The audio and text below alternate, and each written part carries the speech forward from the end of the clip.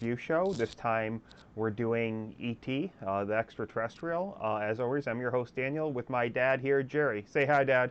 Hello. Um, this is actually interesting because this is our second time trying to see it at the drive-in. The first time we had kind of a weird event in which it started to pour down rain, so we got in the car, but the music and everything in the movie was fine. But when they were talking, they had like weird, like scratchy, distorted voices. If you remember, Yes. I still have no idea what could have caused that because the music and sound effects worked. It was just Yeah. the talking. So I Hmm. don't know if it was like something with the audio files were off, if like because it was pouring down rain and lightning out. If that caused something, but it was the weirdest thing. Yeah. And it happened both on our portable radio that we had and on our car radio when we tried to fix it. So this time though, none of it happened. None of that happened. But we just kind of, instead of seeing it after Back to the Future, which made sense, we saw it after Halloween, Hmm. which kind of a bizarre double feature. Um, but um, it worked actually kind of funnily well because obviously parts of ET are set during Halloween and Yes. the few days after with the big one of the actually big plot threads going with him going out as a ghost. Yes. Uh, and it was and it was pretty funny. Uh, just to watch those two back to back and kind of thinking like maybe Michael Myers is bugging around in the background somewhere. I didn't look for him, but that would have been a really funny Yeah.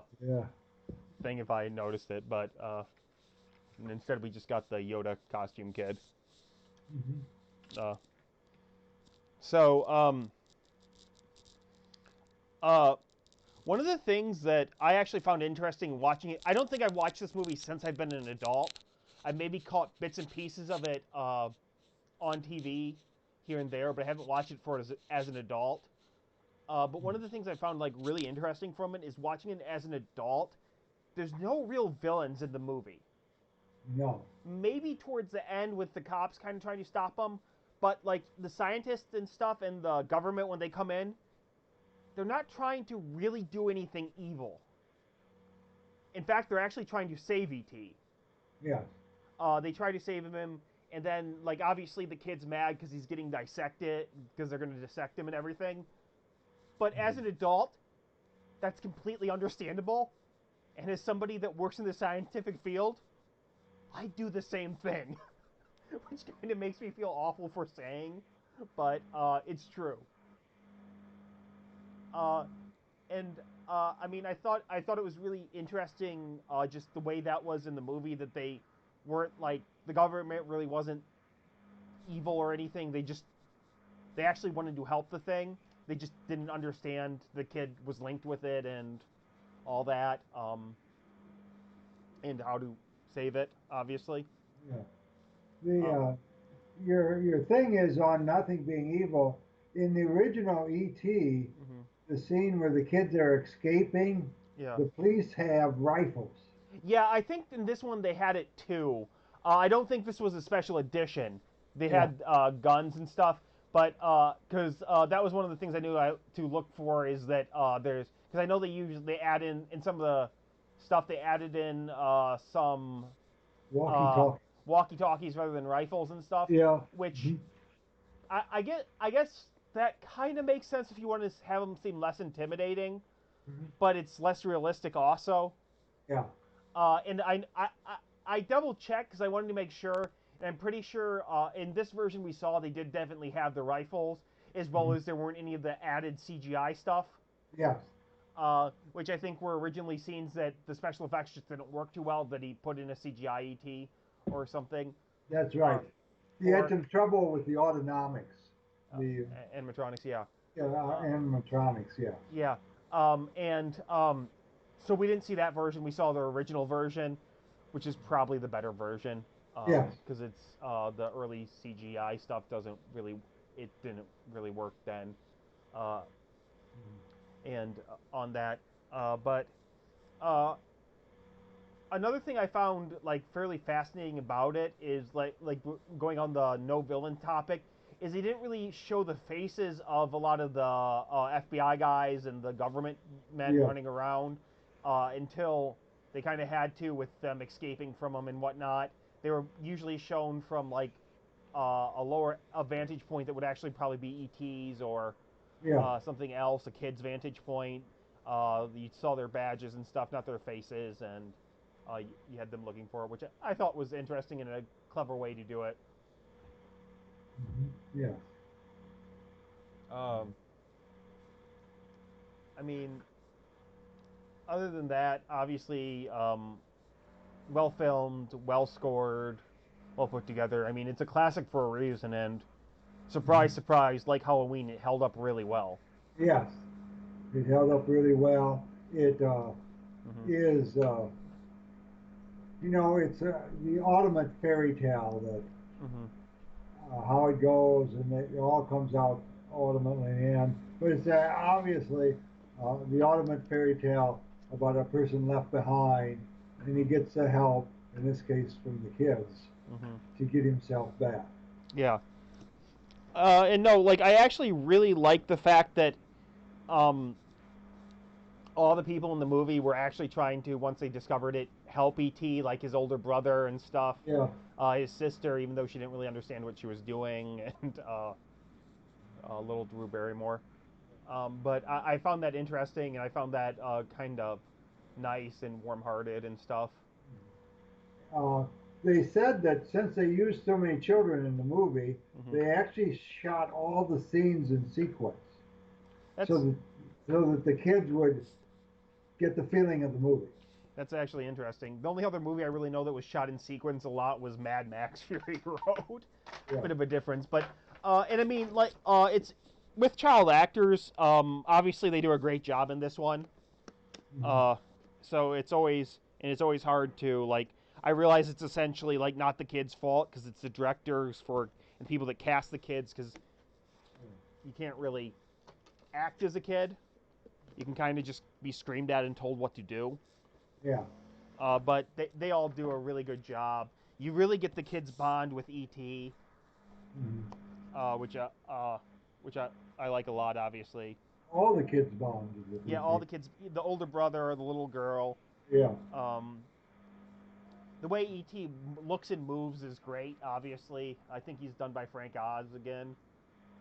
Uh, Same person who did Yoda. Um, which again, with the little scene of him running into Yoda, is also great. But it's very clearly, I mean, the movie very clearly works in everything it does. Yeah.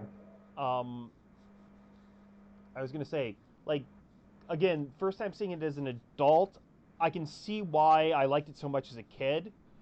Even though I might have confused a few of its scenes with Mac and Me, because for some reason I was thinking they revived Elliot in this one, and that's Mac and Me, Yeah. which is a whole nother story uh, of weird things from the '80s that were ET ripoffs. Um, but that's nowhere near the worst ET ripoff, even. But uh, what was I gonna say? Like I said, yeah, it's like you said, it's a very interesting fairy tale for like kids. Obviously, it's the kids are outcast. It kind of gives them a place to belong. Um, you have their dad recently left them, and Yeah. the mother's upset. You have that going on with them kind of bonding as a family over this. Mhm. Yeah. I mean, it's one of those things where it's kind of hard to talk about because everybody knows the story of ET. Yes. It's a movie that's watched constantly. It's Has probably the most iconic film from a movie with yeah, it's them flying through the moon. yeah, them flying through the moon and them flying over it, which actually like is actually something I thought was kind of interesting because obviously like everybody remembers the bikes flying, but it happens twice in the movie, which usually something like that would only happen once. But both times I think it both times like him flying on the moon and then all the kids taking off, Yeah. both times it really works, Yeah. which I would not like usually expect it to work as well the second time as it did the first time. Mhm. Uh, but it does. Um, uh, in that obviously it's even a logo for one of the studios. I forget which studio has that logo of the kid Yeah, flying. Spielberg's DreamWorks. DreamWorks. Well, DreamWorks is the kid on the moon, but it might have been. Yeah. But Uh, you have that. You have a whole bunch of stuff in it that no, it's ambient ambient. image. Yeah, I knew it was something. I knew it wasn't DreamWorks. Yeah. But and it makes sense. I mean, in it, I the way they use ET's abilities and stuff and his connection with Elliot Mhm. is a lot of fun. They have a lot of good gags in it. Just with ET thinking the kid's in a Halloween costume with a knife in his head and him trying to heal it is pretty funny. Yes. Um, him wandering into a Yoda, small kid being Yoda, and them kind of staring at each other is funny. Uh, they make good use of ET's height and stuff while filming him, which I found interesting. Mhm. The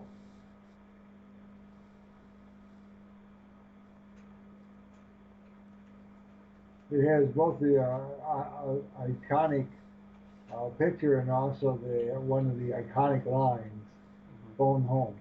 Yeah, ET phone home. That one's iconic, and so is penis breath. But Yes. that one's because that's one of the greatest childhood insults of all time. It's such Yeah. a kid insult, but it's so good and so funny. Yeah. Uh, Obviously, it also has one of the biggest marketing mistakes of all time in M&M's, not thinking the movie would do good. Yeah. Which, like, I still wonder on this because, I mean, this was what Spielberg's third or fourth big theatrical release. I mean, after Jaws, And Close Encounter. Close Encounters. So, like, they had to know, like, it probably wasn't going to be terrible, and people Mhm. were going to see it. The actually the Hershey Company, Reese's Pieces, their profits raised by 65% due to the promotion. Yeah, that's not surprising. Because who gets Reese's Pieces to begin with? Yeah. You just get peanut butter cups; they're better. But uh, I that one's just one of those things that is still mind blowing to me today. That they're like, Yeah. I mean, one, it's essentially free advertising. Mhm. I don't know, they might because you usually have to pay, but Yeah. then do not like.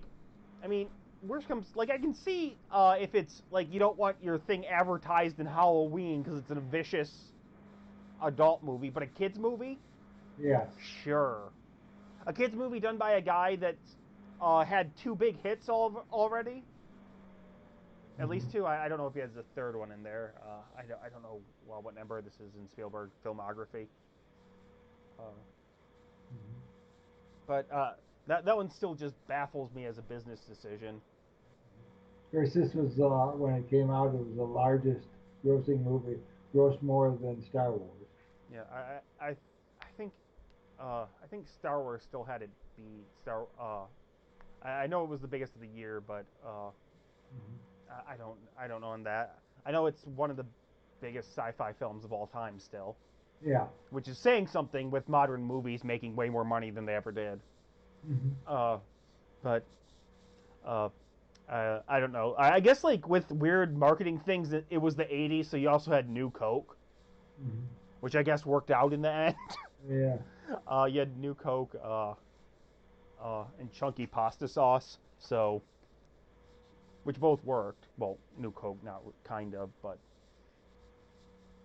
uh, yeah, it's just a The I, like even when I learned that as a kid, 20 plus years ago, I thought it was weird. yeah.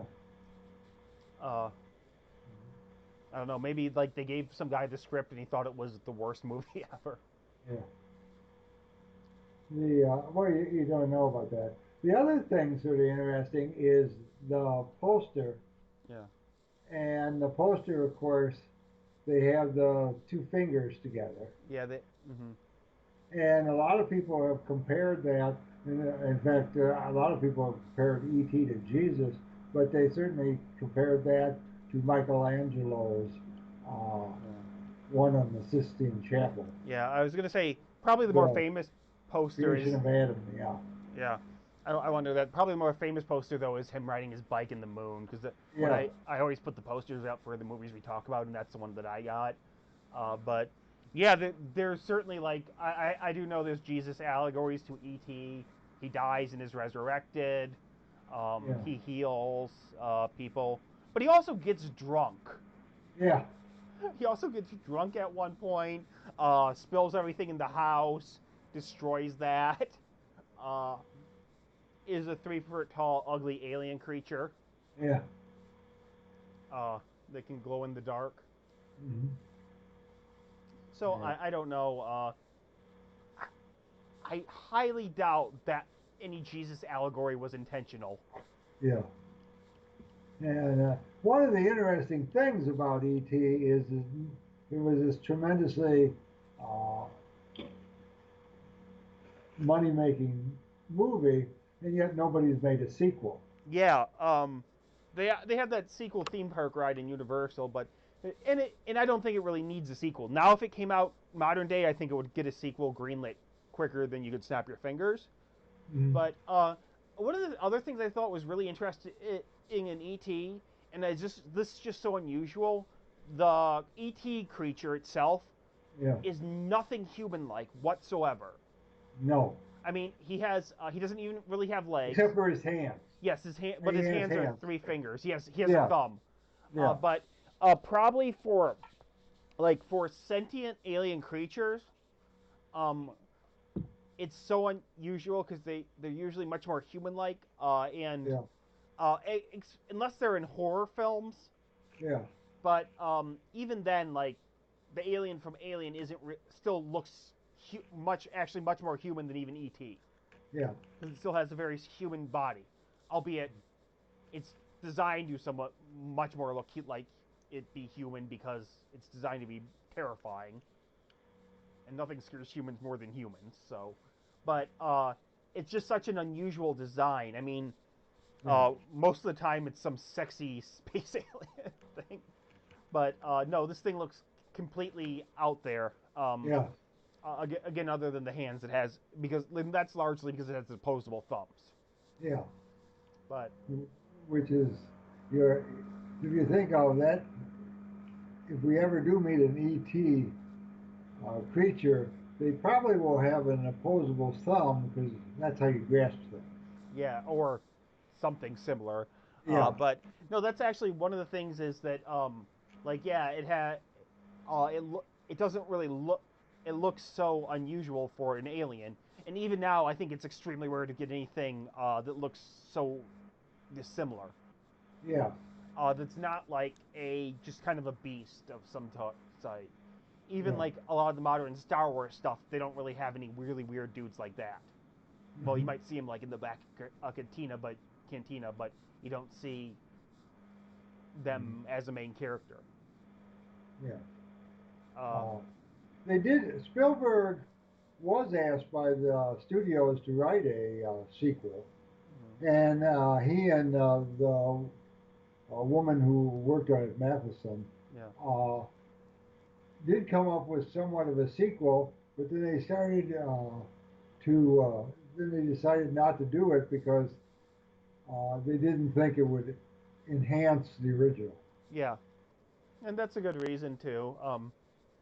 I mean, enhance and grow upon the original. Yeah. But again, ET doesn't need a sequel. It ends perfectly Yes. with the spaceship taking off, him returning home, him and Elliot saying goodbye. Yeah. Um, I mean, it ends perfectly for the story it is, the Hmm. groundwork it laid, Yeah. having to leave. I mean, it's a great allegory about growing up, having to leave behind your friends and stuff. Yeah. Um, like it meant to be. And I think like if you had a sequel and had Elliot back in the same alien, it might take away some from that. Hmm. Um, but I then again I don't know. You can make a good sequel to about anything sometimes. Uh, they usually don't, but Yeah. there's been plenty of things that they've had sequels to that um, they work. Uh, Hmm. but things you wouldn't think. Yeah. Uh, so I mean, they made a sequel to Blade Runner, which came out the same year as this. Yeah. That came out almost 30 some years later that worked and didn't take away from the original and added to it and all Right. that. Uh, but mhm. But I also think that was more exploring the Blade Runner universe or in the Yeah. area that they created compared to this that was a very self-contained, somewhat small movie in some ways. Hmm. Uh, Yeah, and the original, the mhm. sequel of Blade Runner was very different from the original, Yes, although it changed some of the same ambience. yeah, it had And well, you had Harrison Ford in it, but it was very different uh, than the original. yeah, it had a lot of the same themes as the original, uh, but yeah, and it was still a mystery. But and like I said, could there be a great sequel to ET? Yes. Does there need to be? No. Uh, Yeah, and like I said, if it sounds like they actually worked on it and it just didn't go through, and that's fine. It's better that if they didn't think it was going to work, them not make it than making a catastrophe, I guess. yeah. Uh, uh, on it. And what do you do? I mean, your sequel has to be something like E.T. coming back, or uh, Me, I mean, here's the thing: the sequel would either would almost have to be like ET getting abandoned here again, ET coming back to see the kid, uh, and then like you'd have to. I mean, I guess it could be like ET comes back to see the kid, and they have a bunch of strange adventures. yeah, But that might work more for a television show, but maybe not so much as a movie. yeah, Because that ET comes back, and then the government tries to capture him or something. That would be kind of just retreading on the ground of the original. yeah, yeah. I mean, you can't have ET get stranded on here again because that would just be the same story over. Um, you could, and I was gonna say if you want to do things where the ET creatures come down and kind of have a first contact event, you already have that. It's Close Encounters of the Third Kind. Yeah. So This it's is not, actually before E.T. yeah, which he made before ET. Um, but it would be essentially the same movie, so you're kind of retreading ground.